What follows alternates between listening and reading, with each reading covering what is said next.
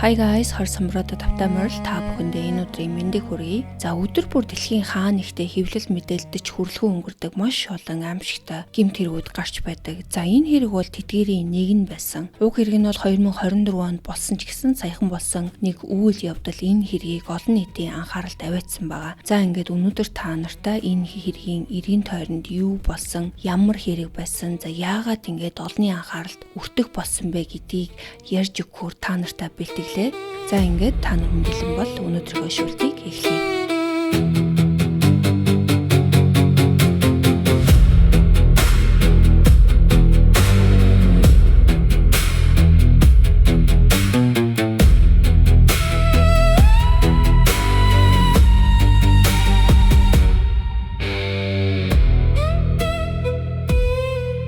За эхлээд та нартай би хохирогч Криста Гиллигийн талаар ярьж өгье. За Криста Гиллиг бол төрөхдөө Криста Бауэр нэрээр 86 оны 2 сарын 7-нд Пенсильвани мужийн Питтсбург хотод Крис болон Шарон нарын гэр бүлд мэндэлсэн. За 4 охины хамгийн том нь. Айлын том охин байсан Криста бол багаасаа дүүнэрээ халамжилж хамгаалдаг хүүхэд байсан. Сургуульд ирээж гэртээж дүүнэртээ үргэлж анхаарал тавьж хэрэгтэй үед нь тусалдаг байсан гэдэг. Хин нэгнийг хамгаалж халамжлах энэ зан чанар нь насанд хүрсэн хойно ч гэсэн хിവэрэ үлдсэн. Криста бол төрөлхийн халамжлагч нэгэн. Дүүнер, найз нөхөд, за хожимын амьдрал дээрээ бол эмчлүүлэгчтэй хүртэл тайвшруулж аюулгүй мэдрэмж төрүүлж чаддаг байсан гэж ярьдаг. Түүнийг өсөж торних хугацаанд бол гэр бүл нь 2 удаа хол нүүсэн. Эхлээд Питтсбургээс Ohio мужийн Кортланд хот руу, за дараа нь South Carolina мужийн Summerville хотод сууршаад тэндээ ахлах сургуулаа төгссөн. За 2004 онд Криста Clemson их сургуульд элсэн орж 4 жилийн дараа нийгмийн эрүүл мэндийн шинжлэх ухааны мэргэжлэр төгссөн. За үүний дараа удалгүй өөрийн төрсөн хот болох Питтсбург хот руу нүүж Питтсбург их сургуулиас физик эмчилгээний докторийн зэргийг 2011 онд хамгаалсан. Хэдийгээр докторийн зэрэгээ хамгаалсан ч гэсэн тэрээр үргэлжлүүлэн суралцаж зүрх судас уушигны физик эмчилгээний чиглэлээр мэргэшиж клиникийн мэргэжилтэн болсон байна. Хэдэн жилийн турш өөр газарт ажилладаг физик эмчилгээний мэргэжилтэн хийснийхаа дараа Криста Texas мужийн Houston хотод суурьшсан. За өнөөдөр хэдүүлээ алдар Texas хот руу очих болно. Тэнд тэрээр нэгэн эмнэлэгт ахлах физик эмчилгээний мэргэжилтнээр ажиллах мөрөөдлийн ажлыг олж зүрх уушигны хүнд хүндрэлтэй биеийн байдал маш хүнд өвчтнүүдийг асарч эмчилгээнийхээ явцад тэдний эрх ашигыг тууштай хамгаалдаг байсан. Үүгээр зогсохгүй Криста Texas их сургуулийн анагаах ухааны сургуульд нь багшаар ажиллаж дараагийн үеийн физик эмчилгээний мэргэжилтнийг сурах гэд хувийн нэмрээ оруулж байсан. Түүний карьер бол амжилтаар дүүрэн байсан. За удалгүй хувийн амьдрал нь ч гэсэн өөрчлөгдөж эхэлдэг. Криста Clemson их сургуулийг төгсөхийн өмнөхөн Ли Гиллиг их залуутай ганцхан удаа болцож исэн. Тэдний болцоо таатай өнгөрсөн ч гэсэн тухайн үедээ бол Криста ирээдүй өөрийн карьертаа илүү анхаарч байсан болохоор харилцаагаа цаашаа үргэлжлүүлээгүй. Гэхдээ хожим Криста болон Ли хоёр дахин холбоо тогтоосон. За тэр үед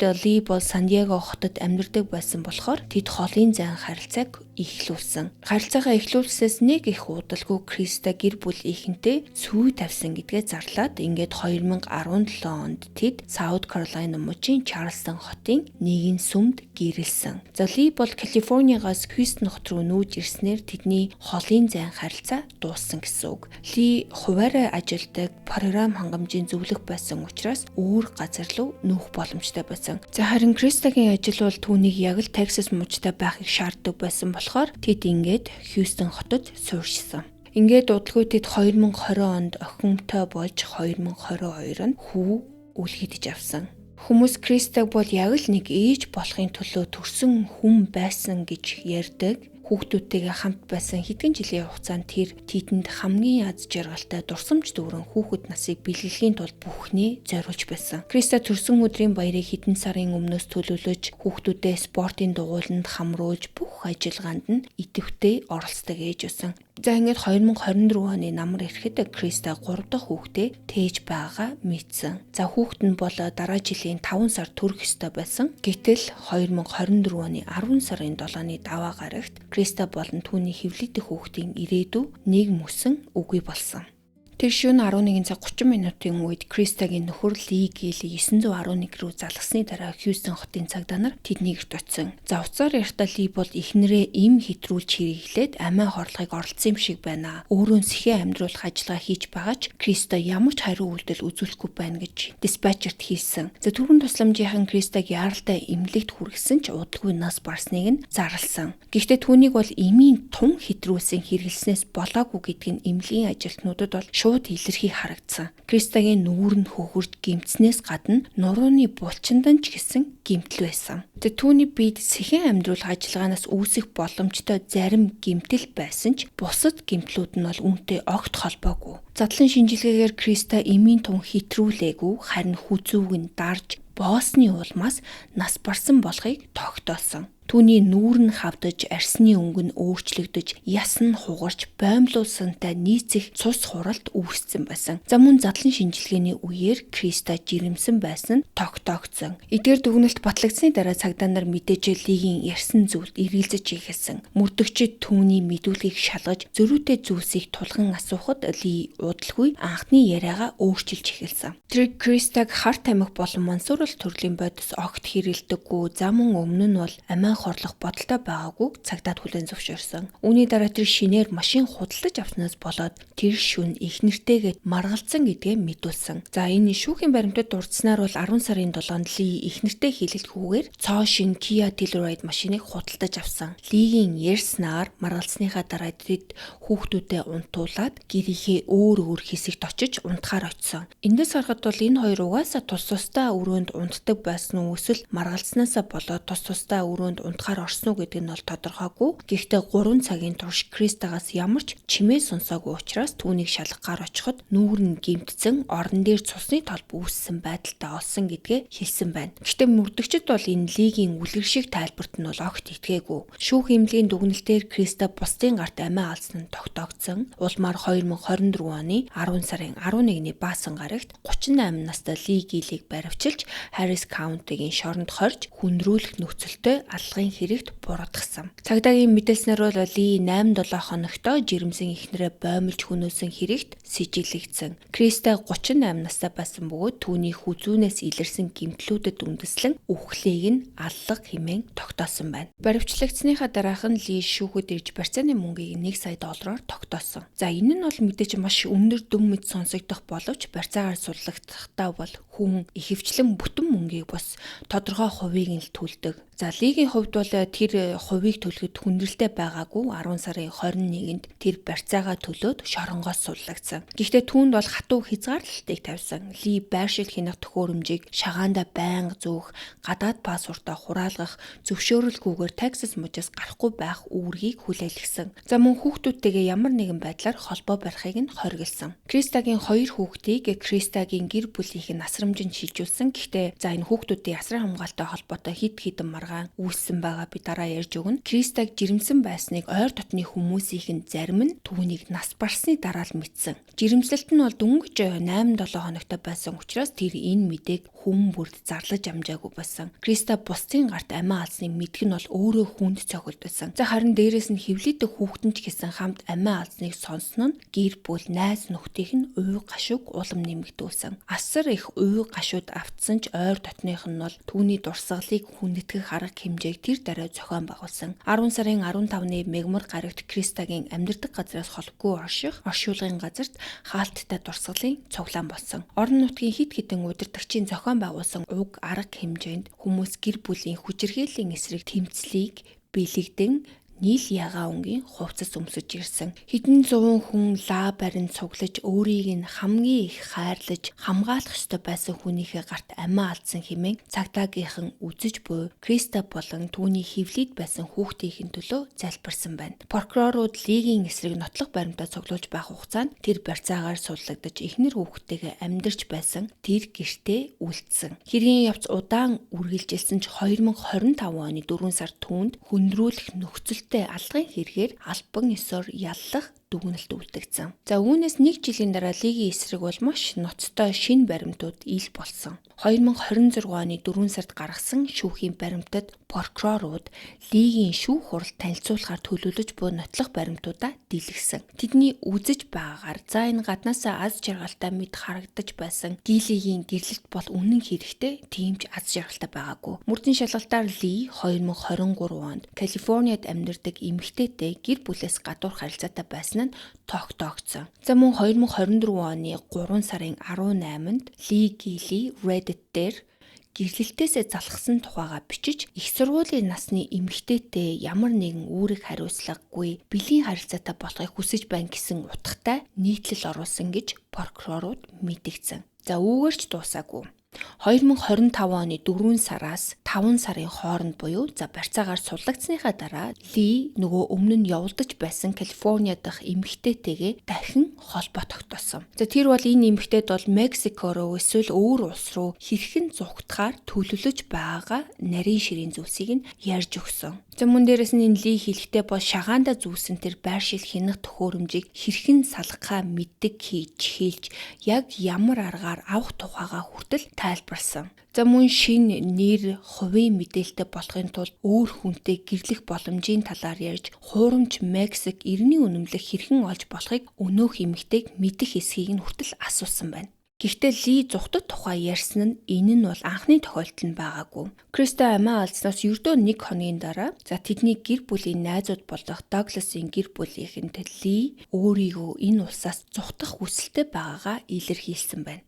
Ли тэднэрт хэлэхдээ бол энэ бүхнийг өөрийг нь зориуд хэрэгт унгаах гэсэн зохион байгуулалтаа ажиллагаа өөрийгөө буруугүй өөрийг нь онилж байгаа учраас амиа бодож зүхтах хэрэгтэй гэж ярьсан. За энэ шиг одоо хинч биш амтны хэрэгт унгаахгаас сууж идэг тийм завтаа цагдаач гэж юу ах вэ?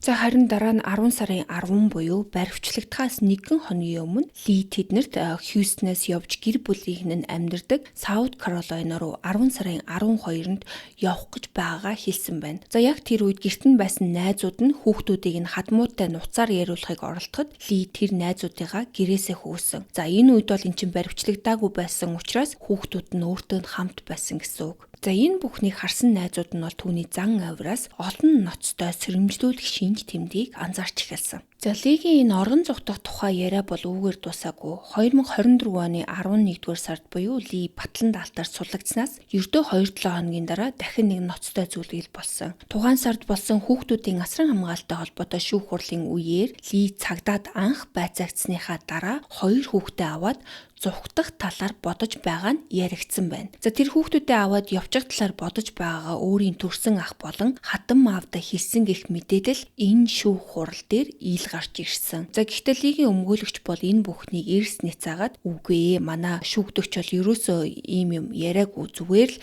Саут Каролайна руу өөрийн аав ээж тэрэ хүүхдүүдэд аваачмаар байгаа тухай ярьснаа. Энэ хэлсэн үгийг нь буруугаар тайлбарлаж байна гэж шүүгээд мэдэгцэг. За энэ шүүх хурал бол эрүүгийн хэргийн тухай бус харин хүүхдүүдийг хэний ясрамжинд үлдээхийг шийдэх зорилготой байсан. Шүүгч хүүхдүүдийг эхийн талын өвөө эмээ болон Кристагийн эгчид төр хугацаагаар хамтран асран хамгаалах эрхийг олгосон ч за энэ Лигийн талын гэр бүлд бол ямар ч эрхийг өгөөгүй байна. Ли батлан даалтаар суллагдсан цагаас хойш түүнийг зүхтаж болзошгүй гэж болгоомжлол байсаар ирсэн. За энэ болгоомжлол бол үндэслэлгүй байгаагүй нь хожим батлагдсан. За яаж гэхээр 2026 оны 5 сарын 1-ний Баасан гарагийн орой 21 цагийн үед Ли хөлөндөө зүүсэн байршил тогтоогч төхөөрөмжөд тастаад улмаар Америкийн нэгдсэн улсаас орогон гарсан. За тэр бол Texas мужаас Канад хүртэл яг ямар замаар, ямар тээврийн хэрэгслэр явсан нь бол одоохондоо бол тодорхойгүй байгаа. Гэхдээ Торонто хотод хуурамч бичиг баримт үзүүлж, за тэндээсээ Итали улсын Милан хот руу нисэн нь тогтоогдсон. Милан хотын нисэх онгоцны буудлын хөлийн шалган нэвтрүүлэх хэсэгт Ли хуурамч Бельги паспорт болон бусад хуурамч бичиг баримтыг үзүүлсэн. Гэхдээ Италийн хилийн ажилтнууд бичиг баримт нь хуурамч болохыг илрүүлээд түүнийг улсад нэвтрүүлэхээс татгалзаж цагаачлалын албаны саатуулах байранд авч ирсэн байна. За хамгийн итгэмээргүй зүйл нь бол Ли баасан гарын орой байршил тогтоогчоо тасалсан байхад төхөөрөмжийг хянаж байсан байгууллага ажлын цаг эхлэх даваа гарагийн өглөө хүртэл шүүхэд мэддэггүй явдал байгаа юм. Шүүгч, прокурор за тэр бүх хил Лигийн өмгөөлөгч хүртэл даваа гараг болохоос өмнө энэ талаар ямар ч мэдээлэл аваагүй. За энэхүү хоцорсон мэдэгдэл бол Лид оргон зайлах хангалттай хугацаа олгож Кристад шудраг ёс тогтоох үйл явцыг ихээхэн хойшлуулсан. Тэр Texas мужаас Канад хүрээд зогсохгүй Канадын хилээр хуурамч бичиг баримт үзүүлээд Канад руу нэвтэрч орж за бүр цаашлаад хуурамч бичиг баримтаар онгоцонд суугаад бүр Итали хүртэл нисэж чадсан нь хууль сахиулах хяналтын тогтолцоонд ноцтой асуултыг үүсгэсэн. Шүүхийн баримтанд дурдсанаар бол 2026 оны 5 сарын 4-ний 20 цаг 40 минутын орчимд Вашингтон дахь Интерполийн салбар Лигийн байршлын талаар Ром дахь Интерпол мэдээллийг хүлээн авсан байна. За Ли бол 5 сарын 3-нд Jean Luc Oliver гэх хуурамч нэр ашиглан Канадын нисэх авиакомпанийн 894-р нислэгээр Милан хотын Milano Malpensa хэмээх нисэх онгоцны буудалд буусан. Тэр Милан хотын хэлийн цагдаад Бельгийн паспорт болон бусад үнэмлэхийг үзүүлсэн ч гэсэн бүгд хуурамч дуурайлган үйлдсэн баримт бичиг болох нь тогтоогдсон. За эндээс бас хэдүүлээ юу харж ийнө гэхээр Канадын илрүүлж чадаагүй юмыг Итали илрүүлсэн гэхээр Италийн хил гаал бас л чанга шалгалтай байдсан болов уу гэж надад бодогдлоо. Цагаачлалын албанд цаатуулагдсныхаа дараа Ли жинхэнэ нэр хэн болохоо өөрөө хүлээн зөвшөөрсөн. Тэр өөрийгөө Texas мужид жирэмсэн эхнэрийнхээ амийг хөнөөсөн хэрэгт яллагдаж байгаа Америкийн нэгдсэн улсын иргэн гэдгээ хэлсэн. За мөн өөрийгөө буруугаар яллагдаж байгаа бөгөөд Америкийн нэгдсэн улсад буцаагдвал цаазаар авах ял авч болзошгүй гэж айсан учраас Италид улс төрийн оргинол хүсэж байгаа гэж тайлбарсан. За Ли яагаад заавал энэ Италийг сонгосон байж болох шалтгаан нь бол цаазаар авах ялтай холбоотой. Итали улс бол цаазаар авах ялыг бол аль хэдийнэ хаалсан. Америкийн нэгдсэн улс болон Итали хоёр гэмт хэрэгтэн шилжүүлэн өгөх гэрээтэй ч гэсэн цаазаар авах ял хүлээж болзошгүй хүнийг Итали шилжүүлэн өгөхөөс татгалзах боломжтой байт юм байна. За тиймээс Ли бол цаазаар авах ялаас хамгаалагдахын тулд Италийг зориуд сонгосон байж болзошгүй. Гэхдээ тухайн үед прокурорууд түүнд цаазаар авах ял оноо гэдгийг олон нийтэд бол огт зарлаагүй байсан. Хэрэг Texas мужид өрнсөн Ли онц ноцтой алгын хэрэгт яллагдсан учраас ийм ял авах боломж байсан ч прокурорын зүгээс бол аль биесээр шийдвэр гаргаагүй байсан. Америкийн нэгдсэн улсаас гарч зугтсныхын төлөө Ли ял шийтгэлээс зайлсхийхийн тулд муж хооронд болон улсын хил даван оргон зайлсан гих холбооны шинэ хэрэгт татагдсан. За энэ хэрэг нь бол Америкийн нэгдсэн улсын маршалын албанд түүнийг баривчлах эрх мэдэл олгосон ч буцаан авчрах үйл явц бол тимч энгийн байгаагүй. Саатуулгадсанаас хэдхэн хоногийн дараа Ли Италийн шүүгчийн өмнө очиж өөрийгөө гин буруугүй гэж мэдэгдсэн. Тэр хэлэхдээ миний эхнэр нас барцсан, харин тэд нар намайг буруугаар буруутгасан. Би гин буруугүй, эхнэрээ алаагүй, миний үйлдсэн цорын ганц гэмт хэрэг бол зугтсан явдал гэж Италийн шүүхийн өмнө хэлсэн. Тэр амь насаа алдхаас айсан Америкийн нэгдсэн улсын шүүхийн тогтолцоонд итгэдэггүй учраас зугтсан гэж тайлбарсан. За мөн Италийн амьдралын хэв маяг, соёл, олон улсын хамгаалалт болон шудраг шүүхээр шүүлгэх боломжийн улмаас тэнд үлдэхийг хүсэж байгаагаа хэлсэн байна. Гэхдээ Ли Италийг сонгосон бас нэг боломжит шалтгаан байсан. Тэр нь юу гэхээр бол тухайн үед Италид улс төрийн оргинол хүссэн хүмүүсийн хүсэлтийг шийдвэрлэхэд ойролцоогоор 4 орчим жилийн хүлээгдэл үүссэн байсан. Тиймээс Ли гэмт хэрэгтэн шилжүүлэн өгөх асуудлыг хэдэн жилээр сунгаж өөртөө хугацаа хожихын тулд тус улсыг сонгосон байж болзошгүй гэсэн таамаг гарсан. Тухайн шүүх хурлын төгсөлд Италийн шүүгч Лиг дахин орон зогтох онц өндөр эрсдэлтэй хүн гэж дүгнээд Америкийн нэгдсэн улсаас түүнийг шилжүүлэн авах албан ёсны хүсэлт ирэх хүртэл цагдан хорихоор шийдвэрлсэн. За мэдээж энэ лигийн орон зугц нь бол түүний байдлыг улам хөндрүүлсэн гэсэн үг. Энэ үйлдэлийг бол прокурорууд гин бурууга ухамсарлаад хариуцлагаас зайлсхийг оролцсон томоохон нотлохоо болгон шүүхэд ашиглах боломжтой. За харин өмгөөлөгч нь бол түүнийг гин буруутайдаа бус харин айсандаа зугцсан гэж тайлбарлах магадлал бол өндөр. Лигийн шүүх хурал анх 2026 оны 5 сарын 29-нд эхлэхээр товлогдсон байсан. За түүнийг зугцсны дараа шүүгч цагтаа буцаан авчирч чадна гэж найдаад шүүх хурлыг шууд хойшлуулаагүй ч энэ нь бол бүтээгүй. Ли одоогоор Италид хоригдож байгаа бөгөөд шүүх хурлын шин тав нь гараагүй байгаа. За түүний өмгөөлөгч Дик шүүхэд бол Кристаг хүзүүг нь боосноос бус харин өмнө нь байсан хемоглобин гэх ховор цусны эмгийн улмаас нас барсан гэж хамгаалахаар төлөвлөж байгаагаа мэдэгдсэн. За энэ өмгөгийн үед бол хүний биеийн эд эрхтэнд хангалттай хүчил төрөгч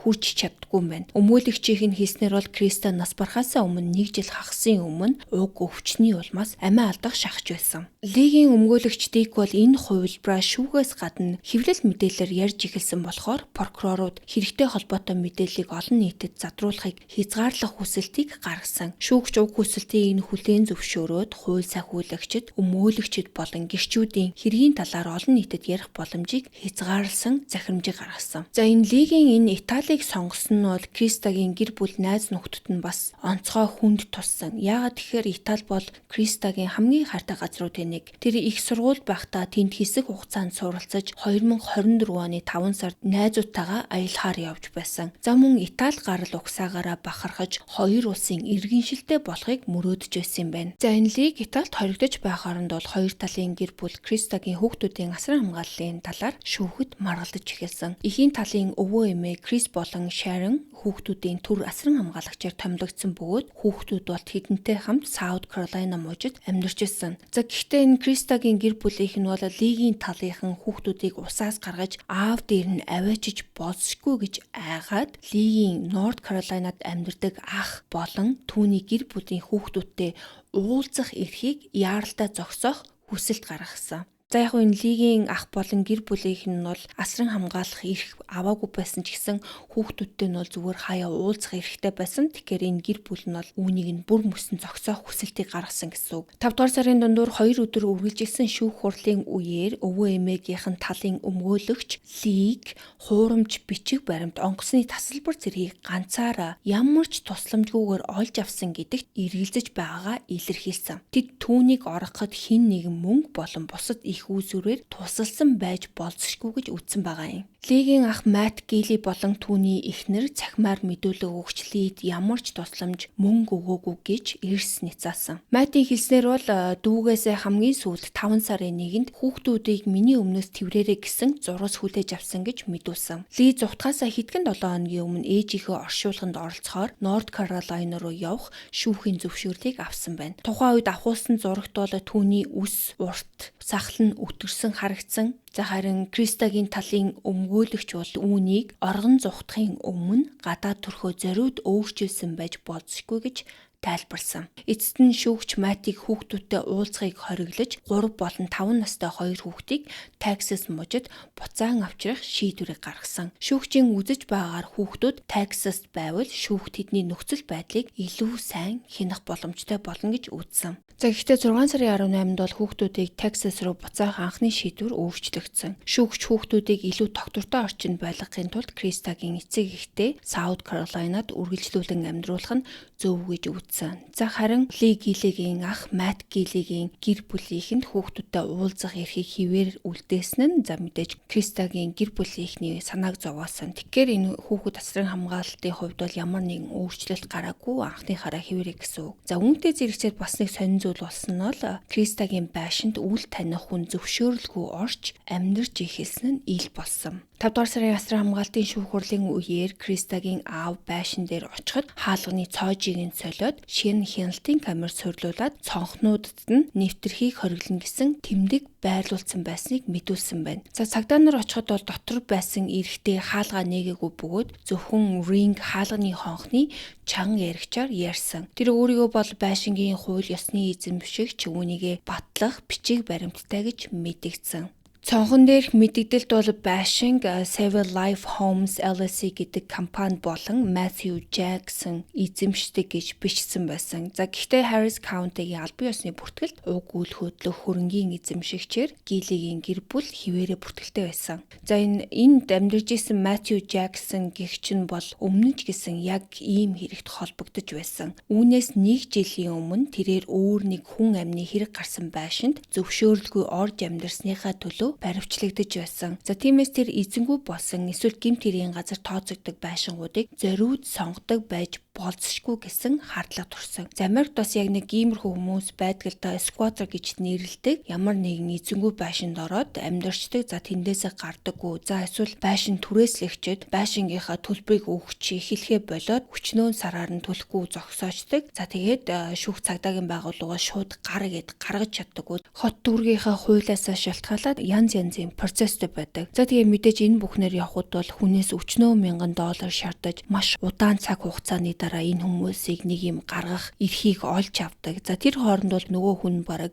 дампуурлаа зарлагч магадлалтай болчтой. Учраас энэ процесс бол маш хэцүү байдаг. За энэ Matthew гэдэг нь бол яг энэ хуулийн цорхойг мэддэг бүр ашиглаад сурцсан ийм залчин нөхөр байсан. За ингээд Ли болон Криста хоёрын гэр бүл бол энэ хүнийг иргэний шүүхэд дуудаж өчнөө $1000 зарж байж буцааж энэ байшинг авахаас өөр сонголтгүй болсон байсан. За 27 дугаар сарын эхээр ирэх бүхий хүмүүс Matthew-ийг эзгүй байх үед нь байшинд нэвтэрч ороод цоожийг дахин сольсноор байшинг Кристагийн гэр бүлийн мэдэлд буцаан өгөх арга хэмжээг авч эхэлсэн. Ийм юмнуудаа бол яг л өөрсөчийг нь харьцаж учраа олохгүй бол хуулийн дагуу явбал амар хэцүү. За энэ бүхний дараа бол Кристагийн гэр бүл найз нөхөд түүний нэрийг зөвхөн болсон эмнэлт явдлаар нь дурсуулахгүй байгааг зорж Justice for Krista гэдэг нэртэй хөтөлбөрийг эхлүүлсэн. Тэд Криста гэж ямар хүн байсан, юуг эрхэмлдэг байсан болон хэргийн явцыг танилцуулах цахим хуудас Facebook бүлийг нээсэн. За мөн гэр бүл хүүхдүүдэд нь дэмжлэг үзүүлэх шудраг ёс болон хариуцлага шаардах нь уг хөтөлбөрийн гол зорилго болсон. Кристагийн гэр бүлд учирсан санхүүгийн дарамтыг хөнгөлөх хандивын аян эхлүүлж хэрэгцээнээс илүү гарсан мөнгийг Кристагийн хүүхдүүдэд зориулахаар болсон. Кристагийн найзууд түүнийг болон гэр бүлийн хүчирхийллийн хохирогчдыг дурсаж мегмар гариг бүр чирнийлийн ягаан өнгийн хувцас өмсдөг уламжлалтай болсон. Тэд эмгэнэлээ бодит үйл болгон хувиргаж Кристагийн дурсгалыг амьд байхыг хүссэн нь энэ байж. За энэ хооронд бол Harris County-гийн прокурорын газар 6 дугаар сарын дундуур Лийг шилжүүлэн авах албан ёсны хүсэлтийг даалын засгийн газарт хүргүүлсэн. За гэхдээ Турин хотын давж залдах шатны шүүх уг хүсэлтийг түр зогсоосон. Италийн шүүгчид Лийг Америкийн нэгдсэн улсад буцаасан тохиолдолд цаазаар авах ёл оноохгүй гэх илүү тодорхой баталгааг Америкийн нэгдсэн улсын талаас шаардсан байна. За мөн Лигийн Итали дахь өмгөөлөгч хугацаанаас өмнө судлагдах боломжгүй бүх насаараа хорих ялыг хүнлэг бус хүний нэр төрийг доромжилсан шийтгэл гэж үзэх ёстой гэж мэдэгдсэн байна. За өмнө хийсэнчлэн бол Harris County-гийн прокурор түүнд цаазаар авах ёл шаардна гэдгээ бол өмнө нь мэддэггүй байсан. Гэхдээ прокурор Jana Oswald Texas-ийн шүүхэд уг ялыг шаардахгүй гэдгээ баталгаажуулсан албан ёсны баримт гаргахаас татгалцсан. Италийн шүүгчид бол үүнийг цаазаар авах ял оноох боломж нээлттэй хэвээр байгаагийн илрэл гэж үзсэн. Италийн шүүх Лид арай хөнгөн зүйл ангаар ял оноох боломжтой эсгэгч Америкийн нэгдсэн улсын талаас тодруулахар болсон. Яагаад тэгэхээр Италийн хуулиар бол бүх насаар хоригдсон хүн 26 жилийн дараа судлагдах хүсэлт гаргах боломжтой байдаг болохоор Texas-ийн шийтгэлийн тогтолцоо тэдний хуультай зөрчилдөж байгаа. Шүүх шаардлагатай баталгаа тайлбарыг Америкийн нэгдсэн улсын талаас ирүүлэх эцсийн хугацааг 8 дугаар сарын 31-ээр тогтоож дараагийн хурлыг 9 дугаар сарын эхээр хийхээр товолсон байна. За тэр хурлаар Лиг Америкийн нэгдсэн улсад шилжүүлэн өгөх эсэхийг шийднэ. Хэрэг хүсэлтийг татгалзуул Ли Италид судлагдах боломжтой болж магадгүй. За мэдээж Ли оргон зугтсныхаа үр дүнд бусдаас илүү хамгаалалт эдэлж байгаа юм шиг харагдаж байгаа нь бол Кристагийн гэр бүлийн хувьд бол үнэхээр шудраг бус санагдах нь ойлгомжтой. За түүнийг Америкийн нэгдсэн улсад буцаан авчир шүүхийн өмнө хариуцлага хүлээлгэх ёстой ч энэ бүх саатал бол гэр бүлийнхэнд нь улам их зовлон нэмж байгаа гарцаагүй. Миний бодож байгаагаар бол Ли бол цаазаар авах ёлыг авах бүрэн боломжтой. Яг тэгэхээр би өмнөх хэрэг дээрээ ярьж байсан Texas бол нэгэнт ураг бүрлдээд ихэлсэн бол тэр ургийг хүн гэж хүлээн зөвшөөрдөг мужуудын нэг байгаа. Тийм учраас лиг бол хоёр хүний амь насыг зэрлэгээр хөнөөсөн хэрэгт буруутаагаар тооцоод цаазын ял оноох бүрэн боломжтой. За тийм учраас энэ прокурорын талд яг тийм албан ёсны бичиг гаргаж өгөхгүй байгаа болов уу гэж бодож байна. Прокурорын талд бол мэдээж цаазын ялыг оноож тохирох ялыг нь өгмөр байгаа бах. За гэтэл нөгөө талаараа бас цаазын ял оноохгүй гэд бичиж өгөхгүй бол энэ хүнийг чинь Америк руу авчирч чадахгүй болохоор за бүр ял авахгүй байх ч эрсдэлтэй. Тэгэхээр надад энэ Америкийн нэгдсэн улсын прокурорын талаас ямар шийдвэр гаргаж хэлэлцээр хийх болоо гэдэг нь сонирхолтой санагдаж байгаа. За мэдээж дээрээс нь энэ хэрэгт бол хариулагдаагүй олон асуулт үлдсэн хэвээрээ байгаа. Ли Texas-аас Канада хүртэл хэрхэн очсон, яагаад түүний орголтыг эрт илрүүлээгүй, хяналтын тогтолцооны яг аль шатанд алдаа гарсан, за цаашид ийм зүйл дахин давтагдахаас хэрхэн сэргийлэх вэ гэдэгт бол одоогоор тодорхой хариулт бол алга байна. Гэхдээ мэдээж энэ хэрэг бол цаашаа үргэлжлэх тусам бол олон мэдээлүүд ил гарах бах. За тэгээд энэ хэрэгтэй холбоотой нэвтрүүлэг оруулахаар их хэмжээний мэдээлэл олдвол би та нартай дараа нэмэлт дугаар оруулна. За хэрвээ нэг тийм их мэдээлэл оруулахгүй бол би энд комментээр апдейт хийгээд явах болно. За ингээд өнөөдрийнхөө дугаарыг эхнээс нь дуустал нь сонссон та нартай баярлалаа. Дараагийнхаа дугаараар уулзлаа. Баяртай.